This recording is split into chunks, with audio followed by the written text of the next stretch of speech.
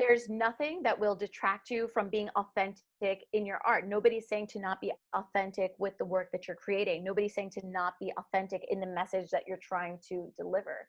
But being business savvy and being marketing forward with your artwork is really the difference between who is here and who is here.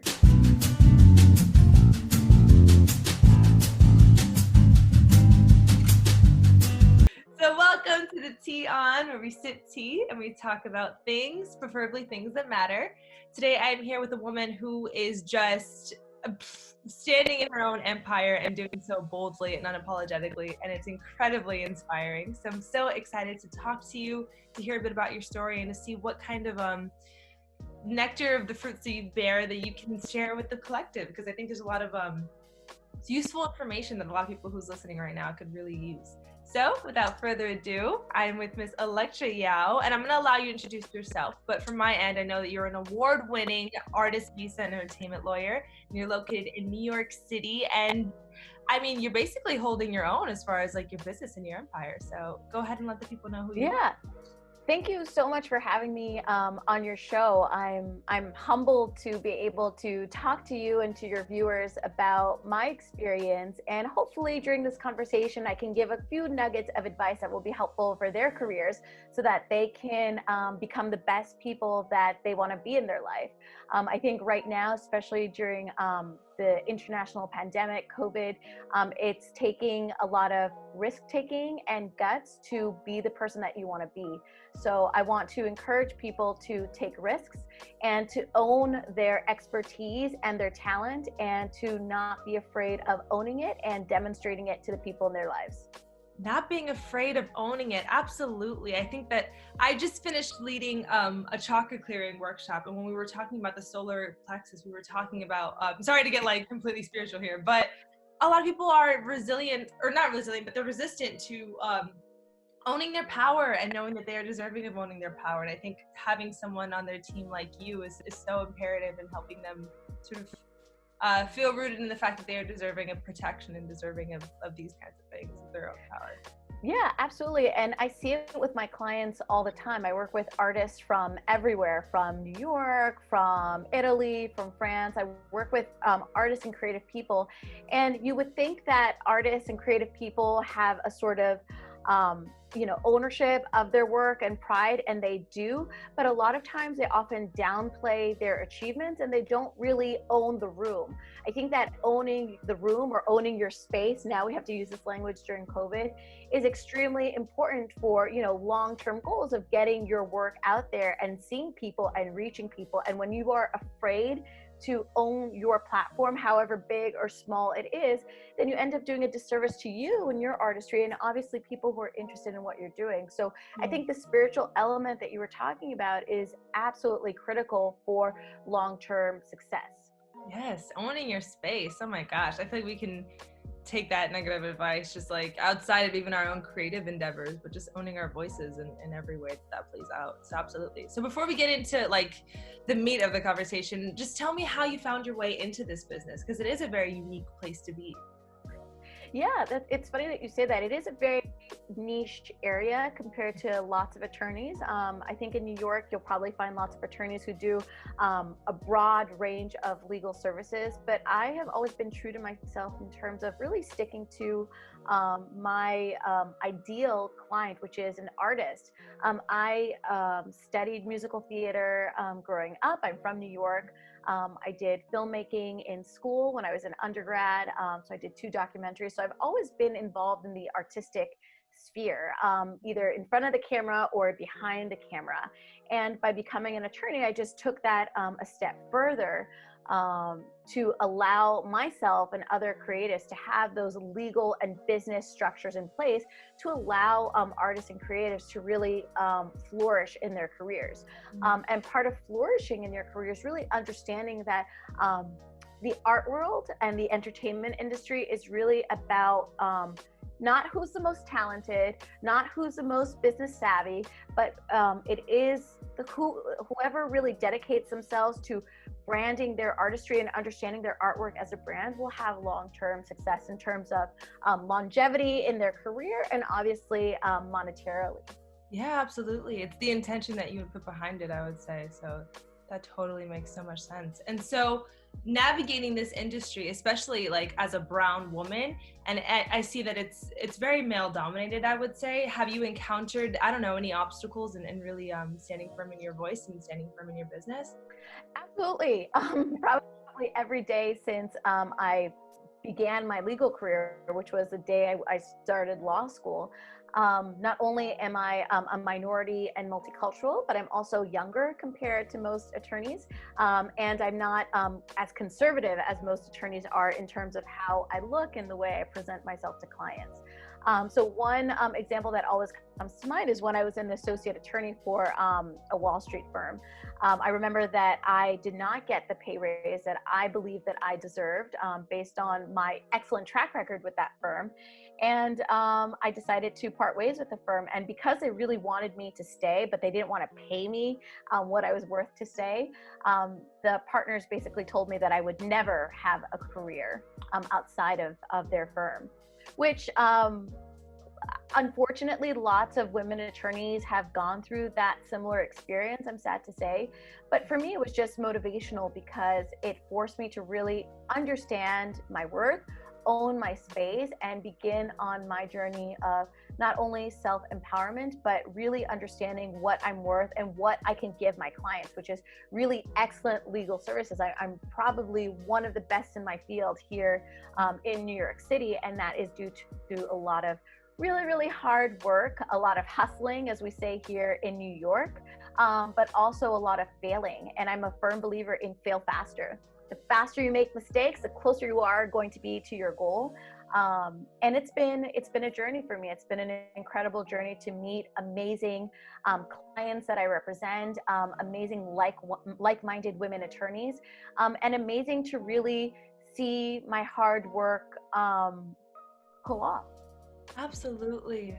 Absolutely. And thank you, because I think I say this in a lot of interviews, but I think this resonates in so many different fields, but you standing firmly in what it is that you're doing and doing so publicly is giving permission for others who are watching you to do the same, other women who have similar dreams or who have paths that they see for themselves, but maybe sometimes let fear stop them from embarking on it. So you're giving permission for those that are watching it. Yeah, I think women attorneys, or women in general, professional women have that idea of fear, a fear of doing, but also that fear of failing. Women are extremely resilient, extremely hard workers. Sometimes we're perfectionists, but we really have a lot to offer. And I think that what's key in a person's long-term success is really finding your tribe of people who support you, support your dreams, support your goals. Eliminating all that negativity from your life and from your spaces, and to really dedicate yourself to bringing your mission to life. My mission is to serve artists. My mission is to make sure that artists can continue to do their work, to continue to tell their stories and tell their messages.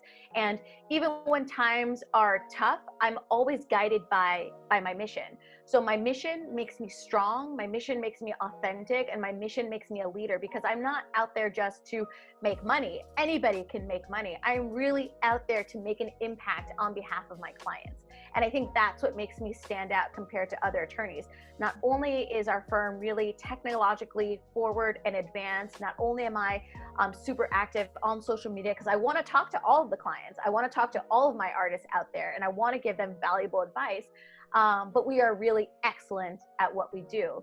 So I would, if I could give any advice to anybody that's listening, is find your mission. Your mission will be your guiding light. When the times are tough, when the times are great, when you're out there talking to people, have your mission and make sure that people can identify you by your mission. Because having that authenticity is something that no firm or no company or no competitor can take away from you.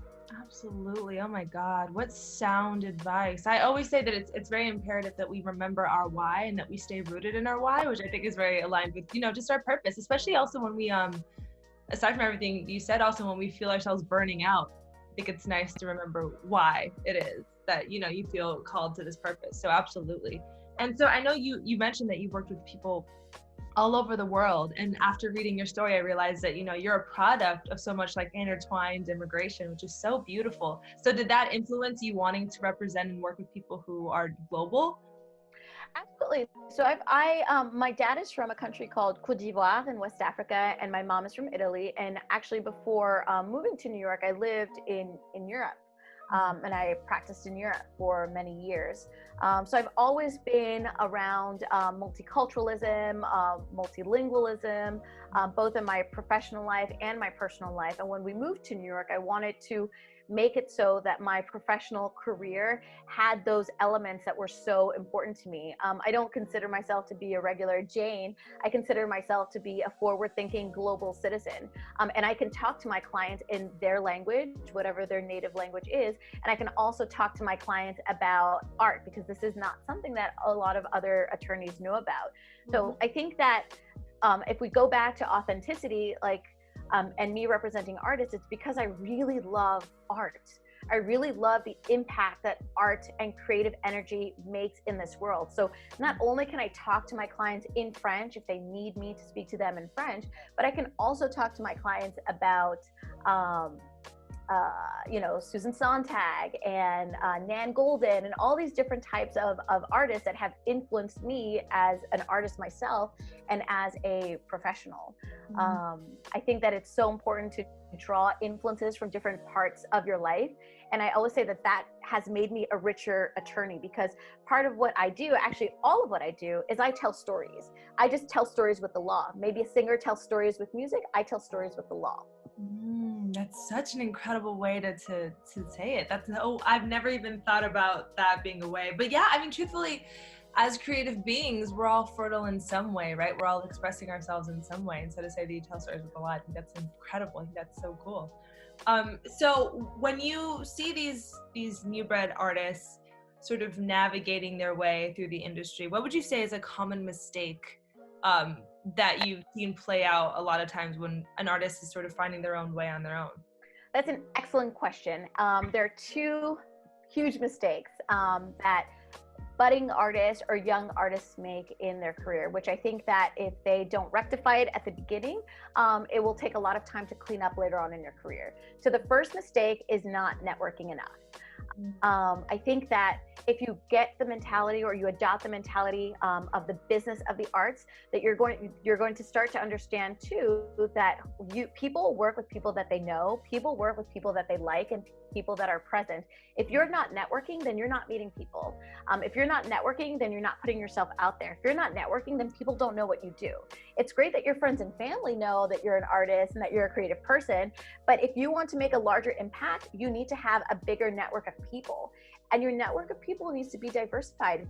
It doesn't only need to be other artists in your field, but your network of people should include marketing specialists, publicists, PR experts, agents, managers. All these people should be in your network, because the more you tell your story to other people, the more of an impact you're going to make, and the more likelihood people are going to remember you and say, hey, I want to hire this girl for this job.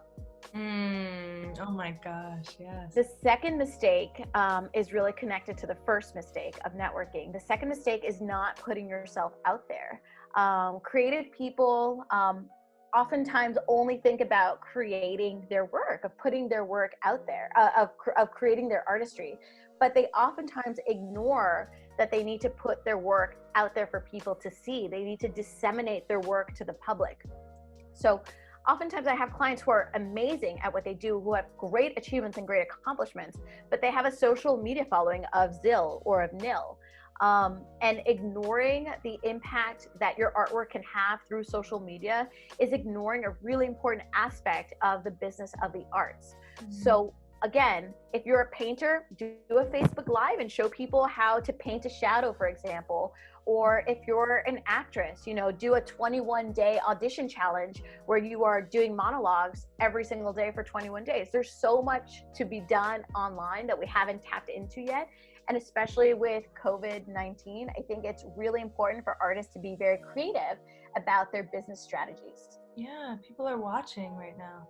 That's so incredible. And I love what you said about like doing like an audition challenge. I think that'd be so cool. And you bring up a valid point, which is that I think a lot of people try to protect their art by not I feel like a lot of times it's uncomfortable for artists to tap into marketing or to tap into like spreading their way, because I don't know, I think there's an ideology that it can like taint the purpose behind it. So how would you say you can go about balancing the side of creating and then the logistic and analytical part of it, right? Because I think a lot of artists are uncomfortable with that.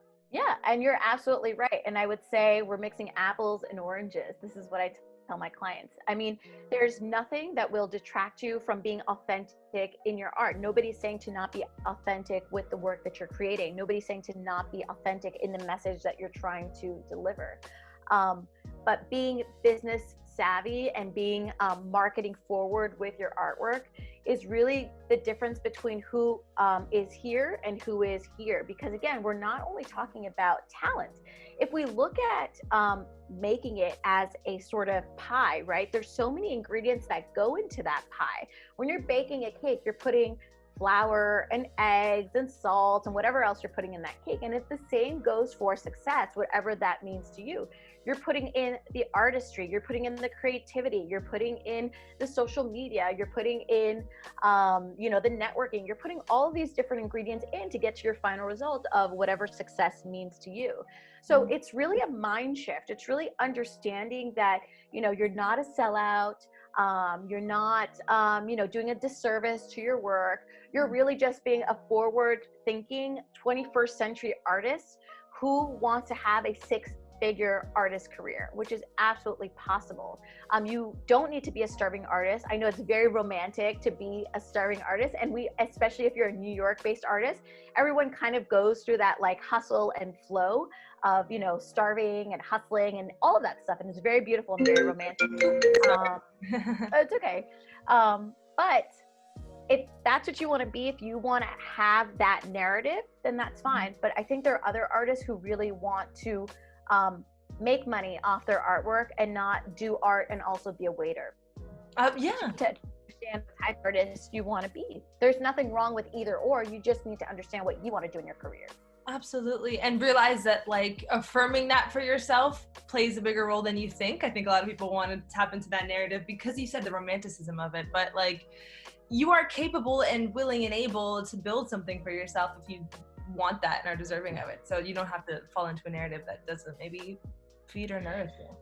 Yeah, and like I said, I think that a lot of artists are just not properly educated about the business of the arts. I think that when you go to art school, you're learning about art and you're learning about creativity, but they're not really teaching or encouraging artists to really think beyond themselves. You can be an artist, but you can be an artist that has a six-figure career, and there's no stigma attached to making money. In fact, if you are an artist making money, you can empower and impact more people. You can start to give talks, you can start to give speeches, you can start to travel and show your artwork to maybe communities that maybe would have never seen your artwork. So I think that you're right.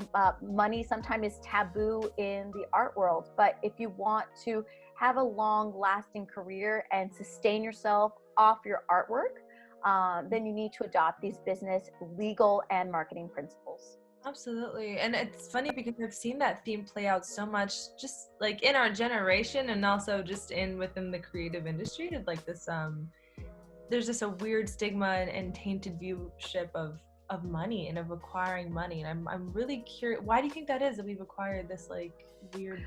Well, I think it has a lot to do with like, you have to educate your client. A lot of clients, when they think of an attorney, they think of somebody who's old and stuffy and someone who's just trying to steal their money, somebody who's not invested in their success. So that's, the number one error. Like clients and artists don't really know what they need. It's like, they don't know, oh, I can trademark this and I can actually make money off my image and likeness. Clients don't know this because they're not seeking out legal representation, and they're not seeking out legal representation because there's still this idea of what a lawyer is, of this money hungry, scheming old guy. And that's not the type of attorney I look like, and it's not the type of attorney I am. So again, I think it has a lot to do with education, mind shift, and understanding, the different types of opportunities that are out there. And also, again, going back to your tribe, I mean, if all of your friends are starving artists and like waitressing and, doing exhibitions on the side, you're not really going to have an example of someone who is only making money off their artwork or sustaining themselves off their artwork. So again, I think it starts at the conservatory university level, where you really need to educate the artist and the creative person. And also, I think that artists without examples of an artist that has a strong team, it's going to be hard for them to switch, because when we think of artists that have a team, we're thinking of singers, right? We're thinking of like musicians who are going to record labels, who have their agent and their manager and their attorney. But artist is not only a singer. An artist is a painter, an artist is a dancer, an artist is an actor, an artist is a filmmaker. These are all different types of artists that need legal structures in place to protect their artwork, number one, and to number two, assure themselves long-lasting success in their field to eventually monetize their artistry. Right. Oh my gosh, girl, you are dropping gems. I'm about to hire you, to be honest with you. I'm about to email you after. But lastly, how would you say that, well, not even artists, how do you define success? Because I think a lot of times our personal definition of success isn't even our own personal definition of success. It's the vision of what society says that success looks like. So how would you personally define a successful career? Yeah, I think that's a really great question, because I think sometimes when we think of success, we think of success in terms of like it being monodimensional, like one dimension, like, oh, I made money, so I'm successful. My definition of success is more of like a trifecta. Like success to me is obviously being able to have a firm that's self-sustaining and to make an impact. So make an impact with my staff, make an impact with my clients, and deliver excellent legal services. That's part of what success means to me, delivering excellent legal services and making an impact in my field. Number two is obviously sustaining myself and my family and the people that I care about. And number three, success for me is also the ability to continue to experiment with what I do. And I call this falling in love with my law firm. I don't want to hate being a lawyer. I love being a lawyer. I love my clients. I love everything about what I do. So the ability for me to fall in love every single day with my law firm and fall in love with my clients every single day means that I've obtained success, because I'm not bored. I'm always experimenting. I'm always thinking of new ways to service my clients. I'm always thinking of creative ways to win my cases. And that's success to me, because I know that people, when they are in a profession or where they're doing something that they're not happy with, it really taints all of their life. And it brings in all of this really bad and negative energy that demoralizes them and that really prevents them from being the best person that they can be. So this ability to fall in love and be positive every single day has shown me that I have I've properly identified my mission, and that I've properly identified what my goals are and what I want to do. Oh my gosh. Honestly, listening to you is nourishing my soul right now, because above all else, I just feel like the assuredness that you have within your own power in itself is empowering, truthfully. So thank you for what it is that you're doing. Thank you for following your purpose and for standing so boldly in it. I have no other words other than bold when I look at you as just a woman who's empowered. Oh yeah, I'm really one of the best in New York City for what I do. And I think that the more women are confident enough to say that and own that, the more we will see women taking over the world.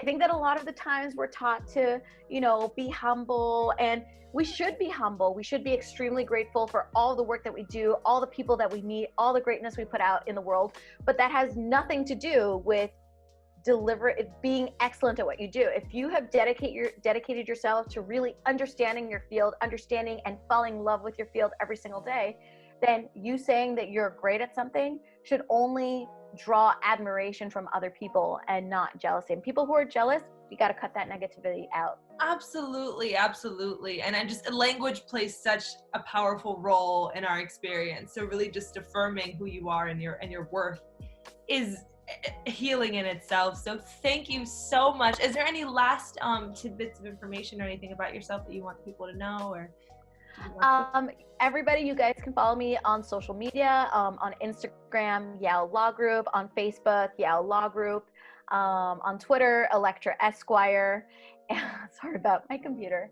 And the last thing I want to say is go big. This is your life to live. Go big. Don't be afraid of messing up. Don't be afraid of failing. Really, just go big. And it starts today, even with little things, even with, I'm going to if you're a singer, open up your professional Facebook page. Just do it.